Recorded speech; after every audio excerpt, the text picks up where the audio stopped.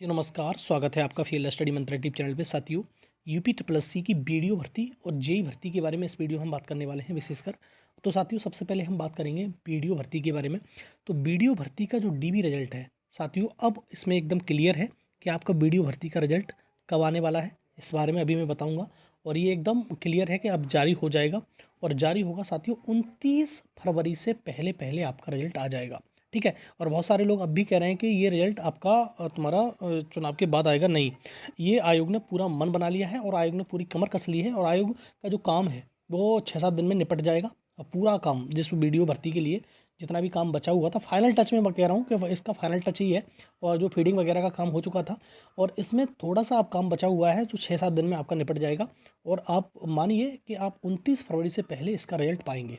ठीक है साथियों, जो डीबी का रिजल्ट होगा। ठीक है, डीबी रिजल्ट 29 तारीख से पहले आपको मिल जाएगा। ठीक है, एक अच्छी खबर ये है। दूसरा साथियों, नॉर्मलाइजेशन हो, पर नॉर्मलाइजेशन जब होगा इसका, तो इसका कट ऑफ पर भी कोई प्रभाव पड़ेगा? थोड़ा बहुत प्रभाव पड़ेगा, बहुत ज़्यादा प्रभाव नहीं पड़ेगा, ये बात मान लेना। अगर कोई कहता है कि 20 नंबर बढ़ जाएंगे तो वो गलत कह रहा है आपसे।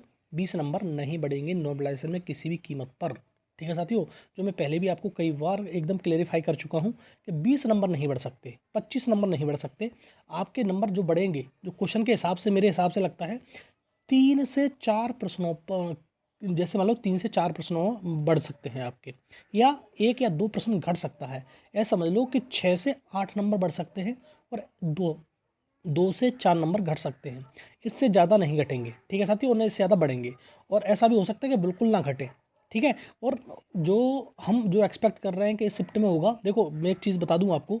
मैं बार बार ये देखता हूँ कि पिछली बार भी पैट 2022 की बात करूँ या पैट 2023 की बात करूँ, जिससे हम लग रहा था कि ये शिफ्ट ज़्यादा हार्ड है और इस शिफ्ट में नंबर ज़्यादा बढ़ेंगे, और उसी शिफ्ट में नंबर बढ़ा नहीं, घट गया। और जिस शिफ्ट में लग रहा था इजी शिफ्ट है, उस शिफ्ट में नंबर बढ़ गया। और इसी प्रकार का हाल हुआ था 2022 में पैट में, और इसी प्रकार का हाल हुआ है 2023 में पैट में। तो ये कहना बड़ा मुश्किल है कि किस शिफ्ट में क्या होने वाला है। लेकिन हाँ, अमूमन जो हमें जो लगता है, हमारा जो आइडिया है, हमारा जो परसेप्शन है, उसके हिसाब से लगता है कि 26 और 27 की जो सेकंड शिफ्ट हैं वो हार्ड है। हमारा जो परसेप्शन है, अपना परसेप्शन बात कर रहा हूँ। और जो फर्स्ट शिफ्ट हैं वो थोड़ी सी मॉडरेट हैं कंपेरिजन टू सेकंड शिफ्ट। तो इस प्रकार का हमारा परसेप्शन है। ठीक है, आयोग क्या मानता है वो तो जब कट ऑफ आ जाती है, डीवी का रिजल्ट आ जाता है, तब मालूम पड़ता है कि क्या इफेक्ट पड़ा है इस पर। ठीक है साथियों, तो इस पे इफेक्ट क्या पड़ेगा क्या नहीं पड़ेगा वो तो बाद में बात मालूम पड़ेगी। लेकिन ये बात हकीकत बता रहा हूँ, इस बार भी देखा होगा आपने, लग रहा था कि शिफ्ट में कुछ नहीं होगा, तो उसी शिफ्ट में नंबर बढ़ गए, और जो शिफ्ट हार्ड थी उस शिफ्ट में नंबर नहीं बढ़े। तो ये भी बात सही है। जब तक आयोग अपना डीवी का रिजल्ट ना दे दे, तब तक अपना जो कोई अपना जो धारणा बनाने की ज़रूरत नहीं है। ठीक है साथियों। और जैसे मैंने कहा कि मेरा जो परसेप्शन है या लोगों का परसेप्शन है, उसके अकॉर्डिंग सेकंड शिफ्ट दोनों मतलब 26 की और 27 की हार्ड थी, ये था। ठीक है, तो अभी बहुत ज़्यादा कहना जल्दबाजी है, और बिल्कुल नहीं कहेंगे, क्योंकि जब तक इसका रिजल्ट नहीं आ जाता तब तक कौन सी शिफ्ट हार्ड है कौन सी शिफ्ट ईजी है, ये तो जब डीवी का रिजल्ट आएगा तब मालूम पड़ेगा आपको साथियों। ठीक है, ये बिल्कुल क्लियर कर दूं मैं, क्योंकि मुझे इसी बात का डर था। 2022 की बात करें या 2023 की बात करें। तो ठीक है साथियों, जैसे मैंने बता दिया कि नॉर्मलाइजेशन में किस शिफ्ट में क्या प्रभाव पड़ेगा, ये बहुत जल्दबाजी होगी। अब मुझे ऐसा लग रहा है, क्योंकि मैंने उदाहरण दिया आपको, पेश किया आपको 2022 का पैट का और पैट 2023 का, दोनों में ही उल्टा हुआ। जो लोगों ने परसेप्शन बनाया था, या फिर लोगों ने ये कहा था कि ये शिफ्ट हार्ड है, या हमने भी कहा था, तो उस शिफ्ट में नंबर नहीं बढ़े, उस शिफ्ट में नंबर बढ़ गए जो शिफ्ट ईजी टाइप की थी। ठीक है, तो इस प्रकार से आप मत सोचना कि क्या शिफ्ट में नंबर बढ़ेंगे क्या नहीं बढ़ेंगे, ये तो डीबी रिजल्ट आ जाने दो। और 29 फरवरी तक निश्चित तौर पर आपका डीबी रिजल्ट प्रस्तुत हो जाएगा आपके समक्ष। दूसरा साथियों, एक अच्छी न्यूज़ तो यही है कि डीबी रिजल्ट आ जाएगा, लेकिन अच्छी खबर ये नहीं है कि आपका जो बीडीओ का डीबी है वो आचार संहिता में फंसने वाला है। और आचार संहिता की बात करूं साथियों, आपको जो आचार संहिता है, अब ये थोड़ा सा क्लियर हो रहा है कि आचार संहिता 15 तारीख से पहले लग रही है। चाहे 13 को लग जाए, 12 को लग जाए, 10 को लग जाए, कभी लग जाए, तो आचार संहिता 15 से पहले लग रही है, मार्च से।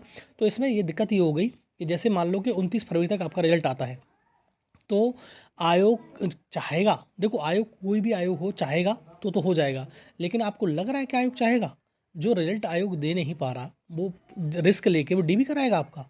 ऐसा कभी नहीं होगा। ठीक है साथियों, आपका डीबी रिजल्ट तो आ जाएगा, लेकिन जो तुम्हारा डीबी होगा वो आचार संहिता से पहले संभव नहीं लग रहा है। ठीक है साथियों, कोई रिस्क नहीं लेता है। सारे के सारे जितने भी यूपी के मतलब कर्मचारी हैं, कहीं ना कहीं ड्यूटी लग जाएगी उनकी चुनाव में, तो वो फ्री होना चाहते हैं, वो इस चक्कर में नहीं पड़ना चाहते। ठीक है साथियों, स्टाफ रहता नहीं है, तो इसलिए आपका जो डीवी है वो चुनाव के बाद जाएगा। ठीक है साथियों, लेकिन तुम्हारा डीवी रिजल्ट आ जाएगा। दूसरा साथियों बात करें, अब देखो वीडियो भर्ती की बात हो गई, जो मैंने पूरी बात आपको बता दी, क्या था क्या नहीं था, और रिजल्ट के बारे में बता दिया, नॉर्मलाइजेशन के बारे में बता दिया, और वीडियो जो डीबी है उसके बारे में बता दिया। अब साथियों बात करते हैं जेई की। तो जेई 2018 वाले साथियों के लिए अच्छी खबर यही है कि साथियों आपकी फीडिंग का कार्य पूर्ण हो चुका है। जो आपकी फीडिंग थी, आपका जो फाइनल रिजल्ट के लिए, वो पूर्ण हो चुका है। अब देखो इसमें भी मुझे लग रहा है कि इसमें जो सीटों का चक्कर है या फीडिंग हुई है, तो उसमें मालूम पड़ जाता है। जब फीडिंग होती है, सब डाटा आता है, तो उनको मालूम पड़ जाता है कि किस कैटेगरी में कितनी सीटें मतलब कम पड़ रही हैं।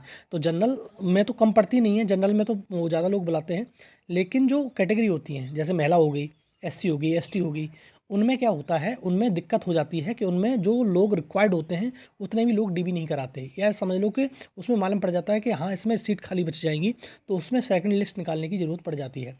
तो इसी क्रम में जो जेई वाले हैं साथी, उनके लिए जो तुम्हारा जैसे महिला हो गई, एससी एसटी हो गए, ठीक है, या दिव्यांग हो गए, उनमें जो सीटें हैं वो आपको सेकंड मेरिट लिस्ट निकलती नज़र आएगी। ठीक है साथियों, सेकंड में जो लिस्ट है आपको देखने को मिल सकती है।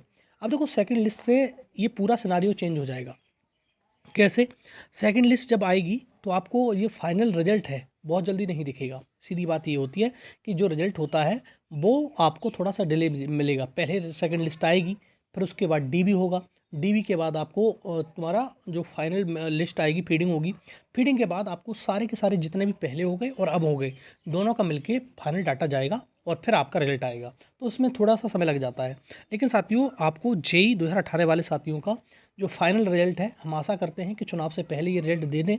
सबसे बढ़िया बात, वो चुनाव से पहले जो आचार संहिता लगे उससे पहले रिजल्ट दे दें, तो इसमें कोई दिक्कत नहीं होगी। लेकिन वैसे एक बात बता दूं साथियों आपको मैं, कि आचार संहिता लगने के बाद भी फाइनल रिजल्ट जारी किया जा सकता है। डीबी वगैरह नहीं होते हैं, लेकिन फाइनल रिजल्ट जारी हो सकता है। नोटिफिकेशन नहीं निकलता है, लेकिन फाइनल रिजल्ट जारी हो सकता है। ठीक है, तो फाइनल रिजल्ट में कोई समस्या नहीं होनी चाहिए, आपका फाइनल रिजल्ट आ सकता है।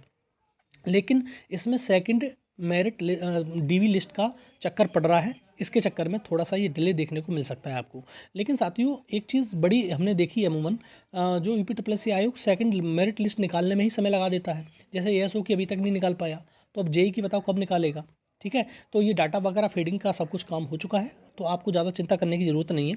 आपको लेखपाल का डीवी रिजल्ट और इसका फाइनल रिजल्ट, लेखपाल का तो लेखपाल कह रहा हूँ सॉरी, बीडीओ का जो डीवी रिजल्ट है आपको 29 फरवरी से पहले, और जेई का फाइनल रिजल्ट चुनाव से पहले मिल जाएगा, क्योंकि आचार संहिता आपको 15 मार्च से पहले देखने को मिलने वाली है।